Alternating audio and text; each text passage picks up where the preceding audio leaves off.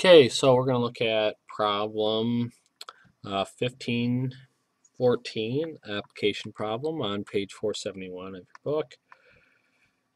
And in 2004, BB granted an incentive stock option, an ISO, to Mr. White about 8,000 shares of BB stock at $7 per share for 10 years.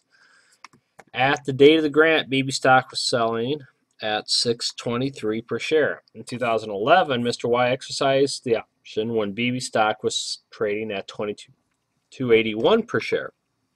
So part A, how much income did Miss P recognize in 2011 and 2005 because of the stock option?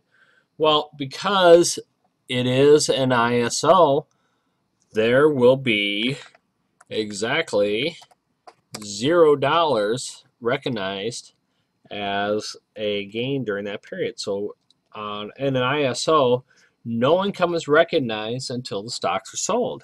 Okay, so we didn't actually sell the shares of stock. Even though we exercised them, it's one difference between the ISO and a regular stock option. In an ISO, we don't actually recognize that gain until we actually sell the stock that we bought.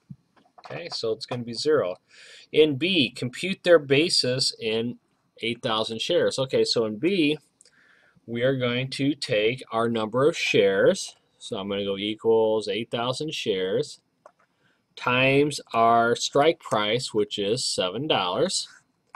So 56,000 is going to be my basis.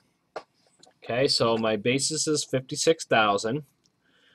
And I don't have to recognize the income on that difference, right? That's just my investment into those shares. So that's my basis. And finally, C, what are the tax consequences of the stock option to BB in 2004 and in 2011? Well, in 2011, we exercised the option when the stock was trading at $22.81 per share. So if we exercise it at 7, we have a what is that, $15.81 difference per share, which if it were a normal stock option, we would be paying that exercise bargain as income. But because it's an ISO, we do not pay it until we actually sell the stock, and we did not sell the stock in there. So for both 2004 and 2011, our taxable income from this transaction is exactly 0. Okay, so that is, again, the difference between an ISO and a regular stock option. Obviously, for the employee, it's beneficial if we can meet those ISO regulations.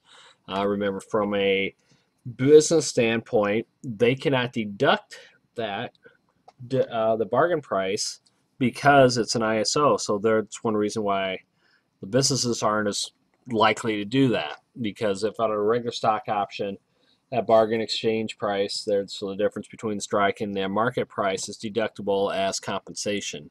Okay, so it's not under an ISO. So that is what we have, and that is how we handle ISOs.